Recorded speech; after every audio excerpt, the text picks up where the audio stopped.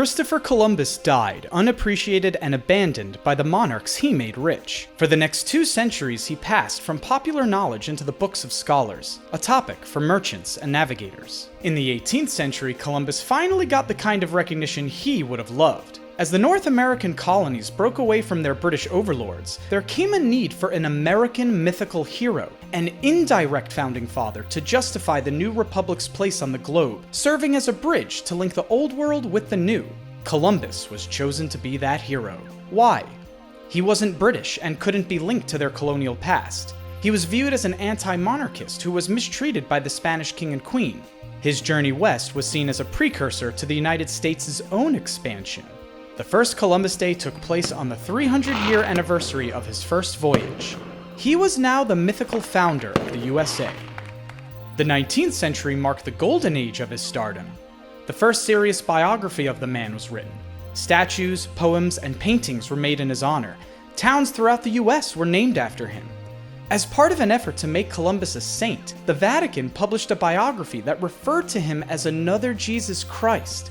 But he never reached sainthood. The historical man wasn't that pious. The height of Columbomania was the 400-year celebrations of 1892 and the Chicago World Fair the next year. Across the US and Europe, the admiral was revered, monuments were built, and myths were repeated. Columbus became an ethnic hero in the 20th century. With the millions of immigrants crossing the Atlantic came a desire to be American.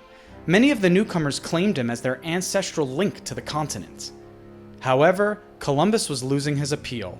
Upon revisiting all available documents, the USA's attitude toward its hero was souring. The discovery myth was now contested by encounter and invasion theories. As planning for the 500-year anniversary began, outcry could no longer be ignored. Organizers clinging to the discovery myth were criticized for being fixed to a colonial past. For most Americans, celebrating Columbus wasn't even exciting anymore. Overall, the festivities were considered a failure. But this disaster led to more awareness. More indigenous voices were heard, condemning the admiral as a herald of doom and destruction.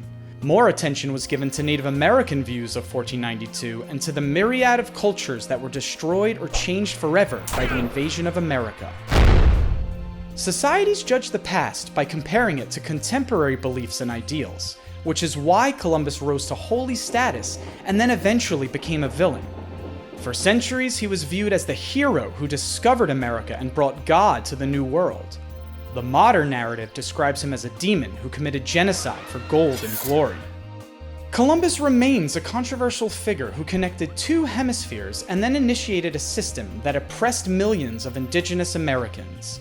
For ages, Columbus was celebrated, but that era has come to an end.